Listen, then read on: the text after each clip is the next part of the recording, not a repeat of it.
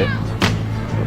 Actually, I think it's a kick forwards into the right. Is that intentional runner? It's going to get there. Oh, excuse me. Look at this one. This could be close. This could be really close. Welcome, Jeff Testa. He is the co-founder, chief operating officer, chief golfer at Neighborhood National. Welcome to the podcast. Welcome, Jeff. Where are you calling in from today? Greensboro, North Carolina, the home. What is it? It's all things golf. North Carolina, can't beat it. All right, tell us what you're doing. What is Neighborhood National? Why should people do it? What's your goal? What's your vision? Yeah. So I'd say fundamentally it starts with I tell folks, or at least where the idea kind of started popping in my mind. I say golf's a lot of things to a lot of people. It is generally not convenient or affordable to the vast majority of anyone. And so that was the notion, right? Just make it far easier to swing a club far more regularly. That's where I said, listen, I like golf when I play better. In order to play better, I got to practice more. It was hard to practice. It just takes forever to get to, and it's too expensive when you get there. So how do you solve for that? That got the wheels turning. Yeah, the quick kind of business-y pitch is it's a marketplace approach, right? So think Airbnb meets a simulator, but that just I quickly gloss over that, because really what we do beyond that, and what I'm way more excited in, is the community that we wrap around it. It's the Airbnb meets a golf simulator allows us to provide way more convenience and way more affordability.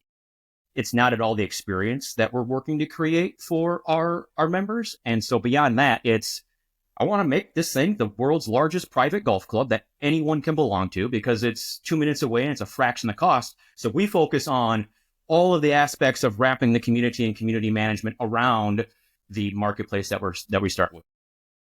So the product is, I'm setting up a simulator in my basement of my house. You are selling the membership. Yeah, for people to come and play.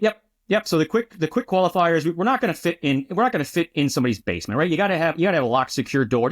Everyone's got to be comfortable. And it's not just you. Trust me, what I've learned in our approach is your members are going to be just as hesitant, if you will, on coming in as you are. And what you'll quickly find is in about 2 intros, you're going to get very comfortable with everyone coming through the door. And you'll quickly see that the whole introduction is about making them comfortable. So that lends to the approach that we take. But it's a garage, it's a backyard shed, it's spare space in a warehouse, it's spare space in a fitness center, it's non-traditional, just unused space anywhere, which exists. We're not going to fit that well with our approach in traditional retail at $35 a square foot. That just doesn't lend to what we're doing. But yeah, outside of that, you've got the space, you've got the interest, you also have a day job, and so you like what we're doing, you'd love a simulator to use for yourself and or your friends or family. You say, yeah, this is awesome. And then you call up me, and I get really excited, and I talk fast and a lot. But I say, yeah, you put up the space, you put up the simulator, we take it from there. I help you from consultation on what you need. I can help you get connected with where to get it from if you want. Got the insurance policy lined up if you need it. Run marketing, run member vetting. We do a background check on everybody. We screen out the noise and just the randos that are landing in your inbox. We do all of that. We get into the brass tacks of booking, dues management. And then I say we get into the fun, then we get into the community management side of things. And most tangibly, we run the tournaments and the leagues. We're just gearing up we got cycle goes, member guests will be May, June. We do club championships in the fall, early fall. That funnels into our national championship just right before Thanksgiving. Just completed Winter League, which was a ton of fun. We modeled TGL. And so we run all of that, and it spans the neighborhood, right? Everyone's got a small little club, 15, 20 people, but they're all part of the bigger club or the bigger neighborhood is what we look to facilitate for you, because you have a day job. So I want to be a member. Yep. What am I paying? And then if I want to have my own facility, what am I getting as like a rev share if I want to use my house or my business as a facility? Yeah. So we'll triangulate from a membership standpoint to a nice round of weekend golf. And I think broad strokes across the country, depending on the club, you're at $65 to $75 a membership as a starting point. All right. And our average is $68.80. Just ran the math last week across the clubs that we've got. It'll vary a little bit depending on the space, right? Like a bit tighter space, we'll drop it a little bit, a bit nicer space, we'll raise it a little bit, but that's generally the triangulation. And then as we fill up, I mentioned in our preamble, Jonah, right? Like I'm a capitalist, right? We fill up and demand's through the roof. We're going to inch prices higher But we're not going to do it sacrificing the mission. The mission is to make sure that the club is our members' dream come true. And that's the key ingredient. So it always has to be, it has to be a dream come true. The member is the distant number one priority. And and then from there, we'll make money along the way. To your point on making money, we target 15 to 20 people, call it 65, $75 a month ish. Our rev share is 20%.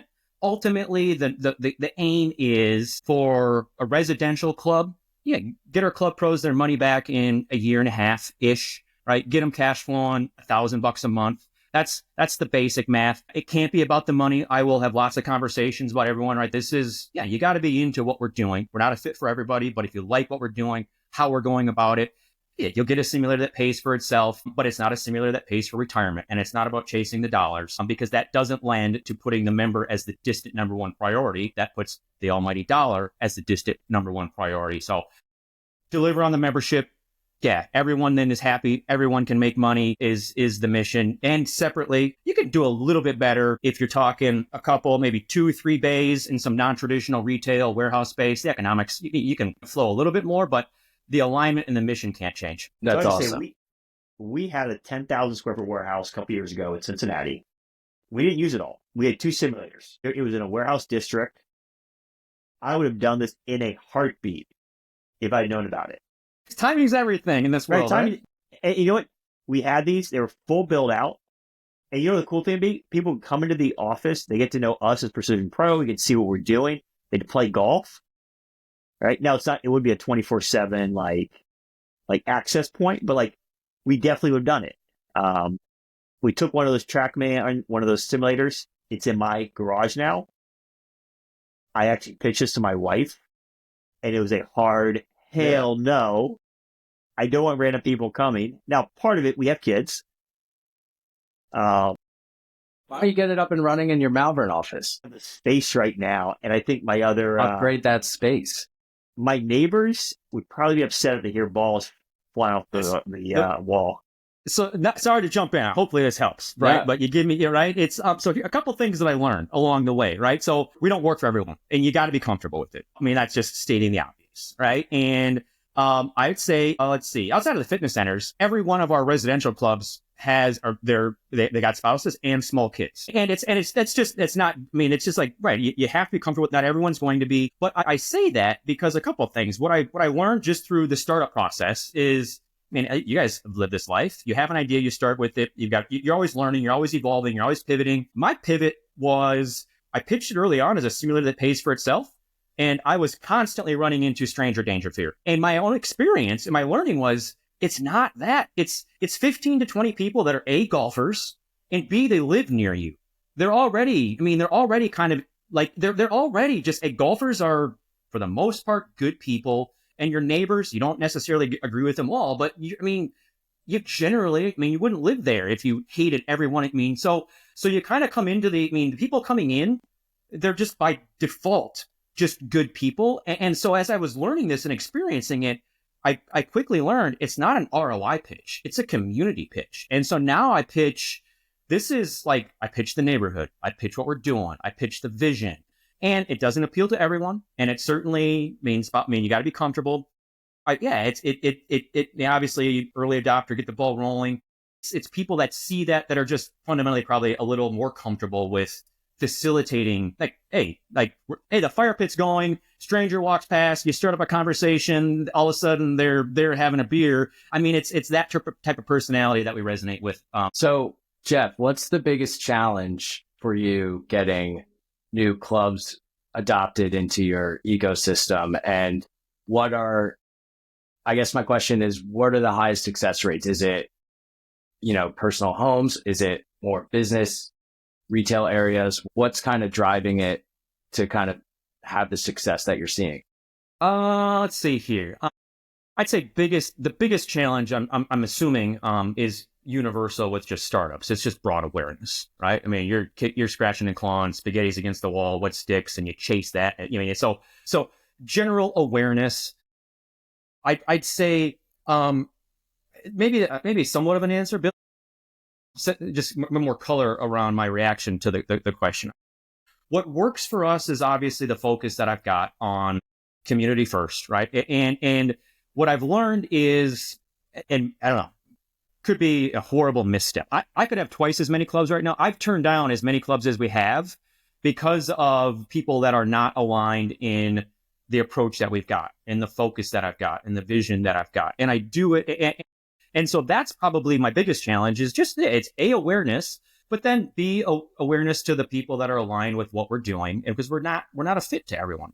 I'm fine with that because I know that our approach works. It works for what we do. Where we work exceptionally well because when it's a dream come true, I've learned, and this is, I've honest to God, I've lost count. When it's a dream come true for members, everyone wants to help. Everyone's expectations are managed. Like, right. But then the last thing is no one wants to mess it up.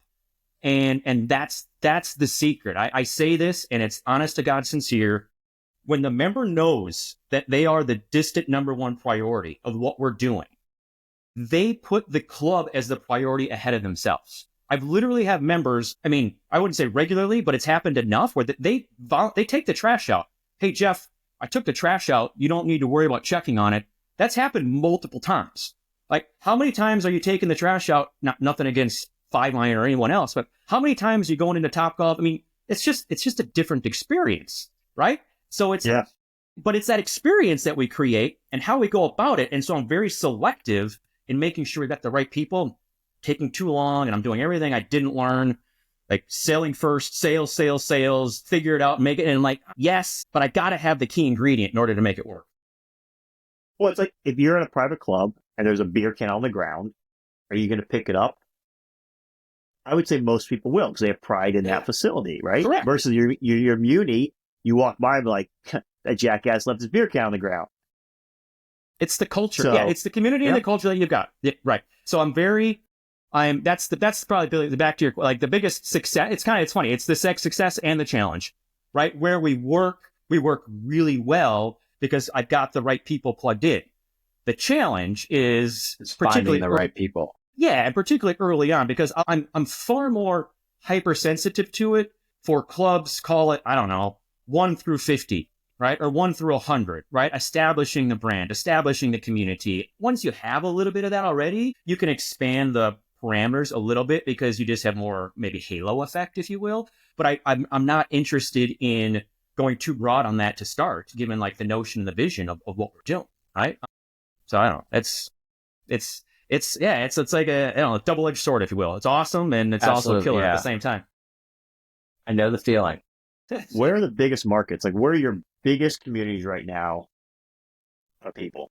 I'd say right now, I mean, I don't know why. I mean, obviously I'm in North Carolina. So we have 180 members across North Carolina, South Carolina, Georgia, and now Texas. The majority of them are in North Carolina. I'm sure it is certainly, I don't know, probably social media and them just, they know how the algorithms work, right? I don't know, maybe I speak more Southern and I appeal to the Southerns. I don't know. So I think we obviously started in the Southeast, or most of our clubs are in the Southeast. I mentioned we got 10 clubs now running. The 11th one will come on in a month, another one in Atlanta. The interesting part that I've learned, and I don't know, I guess I can kind of rationalize it. Like we're everywhere right now where you can golf year round. What I've but people often will say, oh, I would have thought this is a bigger play up north. And I say two things. Number one, we're delivering convenience and affordability. And I think I don't care where you are in the world, where you are in the seasons. People don't have enough time or money. So I think that we play everywhere. But what I found is in the North, simulators are already established. They're already positioned as something, right? And we're different. And so I kind of rationalize why, I don't know, success, what you want to call it, where we have it is simulators are less of a known thing. And so it's easier to create something from nothing rather than to kind of reverse course a little bit and try to get people to think about them a little bit differently. Listen, I would say Midwest, right, for affordability, but also time. Right? You have kids, you have a job. Are you going to go play golf for 4 hours? Are you going to take a Saturday? Like I said, I want to go and I want to hit 30 to 40 golf balls 3 times a week. Take me 15, 20 minutes. I feel good. I'm ready. That's it. But yeah, I'm in the golf industry, so I'm around golf all the time. and a lot of my events are at golf courses. So I have the luxury of being in that scenario. All right. Best win, best story in this 2-year journey you can share. It's, gosh, it's, We'll cut out the, yeah, you'll kind of, so, I'll tell you, so, well, here's the thing. It's recency. It is recency, and it's emblematic of, I've had so many of these. That's my hesitation. So last week, you're in a startup world, right? And the highs are too high and the lows are too low. Last week was a rough week for me, right? Like things, I mean, it's just like you're up here and you're, oh God, and it's Friday and I'm in number one and I'm cleaning and it's just a grind of a week. And I hear this rattling outside and I walk outside and there's a box of FootJoys on the ground. And the member, and this is swear to God, hand to God, the member's walking away and he hears me come out and he turns around and he says, "You look like a 9.5." And it was like, I'm getting shivers now because it was it was a tough week. And this is exactly, it's not the one thing, but it's experiencing this all the time of what we're creating and like stuff like it was just, I say it's the golf gods. The golf gods exist. The golf gods sent an angel and it was end of day Friday on a week that was a grind. I needed golf shoes and they were 9.5. I'm a 9.5. Right? That it was just like I went from the depths of like solopreneur founder life to the peaks in like that, that's just like, I don't know, the hesitation. It's just this whipsaw. That's, I don't know, that it's recency. I got other examples similar in nature, but that was really cool. The timing, just the nature of what we're doing, the fact I need new golf shoes and they fit. Yeah, that was perfect. That's awesome. That That's is a too good funny story. The golf gods, they mean like, this isn't a religious podcast, I'm sure, except for in respects to the golf gods. I'm convinced they exist. I mean, that's that lucky bounce off the tree when it's going out of bounds. 100%. The golf gods back in the fairway. 100%. So, all right, for you, best course you've ever played. Pebble. How'd you shoot? I did well, actually. I played really well. I bogeyed 18, but we had it rolling there for a little bit. It was a lot of fun. What's your handicap? Well, I got into the golf. I got it in, so I'm a 5. I don't play enough, right? And this is everyone. I hate this qualifier. It's like I'm a 5, but I play yeah. If I had scores to log, I'd probably be a 12, but I'm a 5 right now. I have not beat my kid in 3 years. So we're focused on Daddy Caddy. That's what we focus on. Got it. All right. Yeah. Bucket list place to play golf. My kid was just asking me this. Would you take Pebble every year for the rest of your life or play Augusta once? I said Augusta once. I said Augusta once. But we know we will never get on Augusta. So give me one that's realistic. That was the rationalization, right? But yeah, right?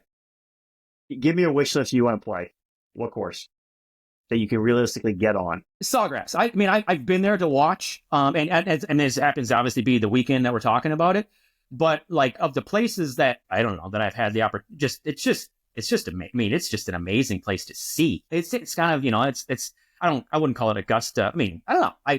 Augusta, you go and you look at the course and you walk the course, and it's just like you just go and you just focus on the course.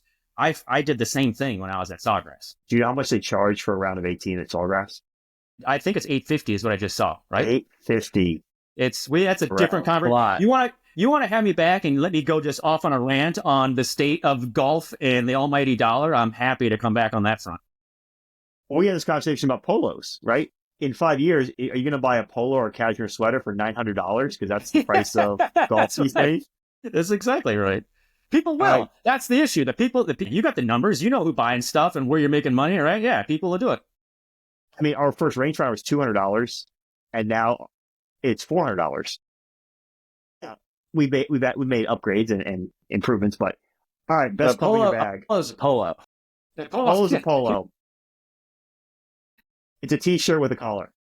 Yeah, it's ridiculous. Yeah, you got it. Most favorite club in your bag. Best club in your bag. 8-iron.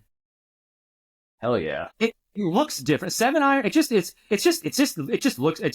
a different visual. I agree. That jump visual from 8 to 7 is way different than like 9 to 8. Correct. Yep. What's your one goal this year in golf? Personal goal in golf. Play more. Play more. When I started Neighborhood National, the year before, I had 130 rounds of golf. That's another different story. Grinder. Right? Last year, I think I had 35. Now, it's true, right? And you guys can probably attest to this, right? You get into golf and you stop golfing. Is maybe, well, I'm lots of things in my personal life, and just not personal, but solopreneur and the grind of doing all that. But yeah, I went from, I got to play more. There's nobody in the world that has more access to golf probably than I do. I mean, like, it's just like, how do I not swing more often? So if I'm pitching it, I got to live it. I hear this a lot from people.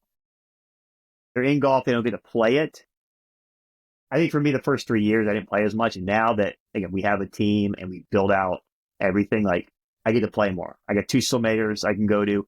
Golf Galaxy, I can go in whenever I want and play. We have another simulator down the street from our office. And we're teed up. I was going to say, I'm more in the boat with you, Jeff. I probably play the least amount of golf I've played since starting Banty. And I don't know when it's going to start to pick up, but I got to get to a point like Jonah and earn it when you have a team and that's it. Kind of company is doing pretty solid and running itself a bit, but I am not there yet. That's it. You'll get there. Jeff, you were playing in a 3-club scramble event. You only bring 3 clubs with you. You cannot share the clubs with your other teammates. What 3 clubs do you bring? Well, we already know the one. The 8-iron. Yeah, it's an 8-iron. It's going to be an 8-iron. It's going to be a 56 8-iron 3-wood. And what are you going to putt with?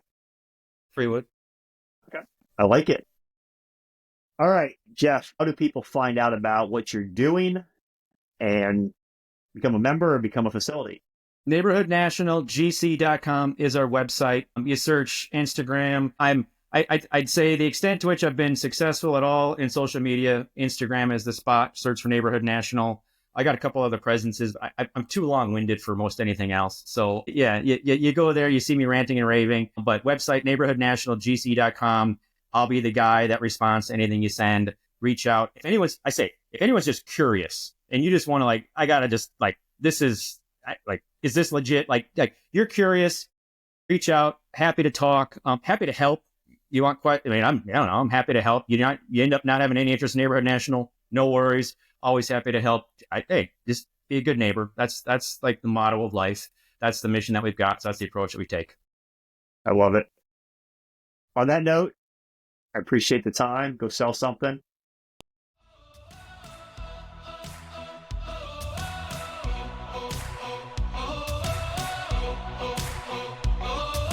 Swing it like a boomerang, it tank come around, wanna hit the top.